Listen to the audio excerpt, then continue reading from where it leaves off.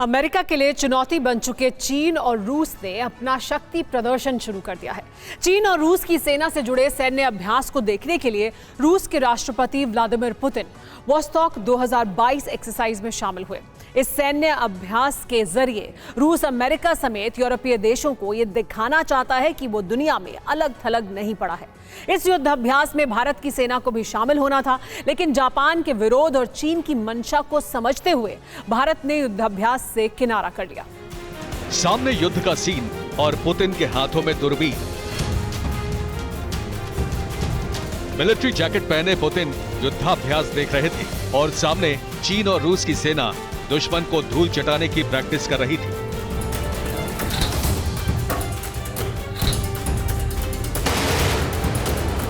Ukraine पर attack से ठीक पहले इसी तरह पुतिन ने रूस की सेना का युद्धाभ्यास देखा था, रूस की मिसाइलों की ताकत को परखा था।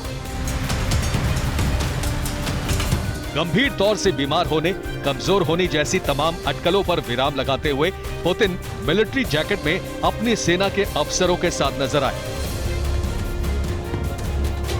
मंगलवार को रूस के राष्ट्रपति व्लादिमीर पुतिन वोस्टॉक 2022 सैन्य अभ्यास में शामिल हुए। पुतिन ने रूसी रक्षा मंत्री सर्गेई शोइगु और सैन्य प्रमुख वालेरी गेरासिमोव से मुलाकात की।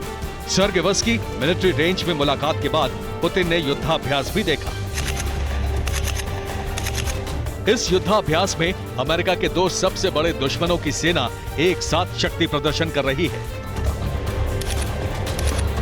रूस की सेना पिछले 6 महीने से यूक्रेन में युद्ध लड़ रही है, जबकि चीन ताइवान से युद्ध लड़ने की तैयारी कर रहा है। युद्धाभ्यास भी जापान के करीब चल रहा है। जापान में ही अमेरिका का 7वां बेड़ा तैनात है। यहीं से अमेरिका सबसे पहले ताइवान की मदद करेगा। अमेरिका ने चीन ताइवान तनाव बढ़ने के बाद जापान से मिलकर बड़ी तैयारी की है। 7 दिनों में 140 एयरक्राफ्ट और 60 युद्धपोत ने यहां शक्ति प्रदर्शन किया है। 1 से 7 सितंबर तक चलने वाले इस अभ्यास की मेजबानी रूस कर रहा है। इस अभ्यास में चीन के अलावा लाओस, मंगोलिया, निकारागुआ और सीरिया समेत कई देशों के 50,000 से अधिक सैनिक हिस्सा ले रहे हैं। चीनी रक्षा मंत्रालय की ओर से जारी एक बयान के मुताबिक पीएलए ने इस युद्धाभ्यास में हिस्सा लेने के लिए अपने सैनिकों को रूस भेजा है। जापान ने रूस के इस नौसैनिक अभ्यास पर सख्त ऐतराज जताया है। रूस और चीन जिस इलाके में ये अभ्यास कर रहे हैं वो उसकी उत्तरी सीमा के पास है। युद्धाभ्यास कुरिल द्वीप के करीब चल रहा है।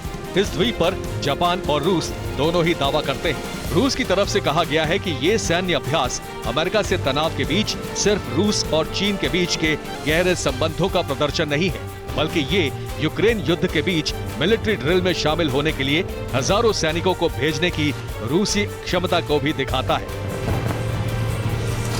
रूसी विशेषज्ञों ने कहा था कि इस अभ्यास के जरिए पुतिन ये बताना चाहते हैं कि मॉस्को अलग थलग नहीं पड़ा है। अमेरिका और पश्चिमी देशों की नजर लगातार इस युद्धाभ्यास पर थी। बुधवार को वॉर प्रैक्टिस खत्म हो रही है। पुतिन और जिनपिंग ने इस युद्धाभ्यास से जाहिर कर दिया कि भविष्य में जरूरत पड़ी तो अमेरिका के दोनों दुश्मन एक साथ सुपर पावर को चुनौती दे सकते हैं। Bureau report, TV9 Bharatvarsh.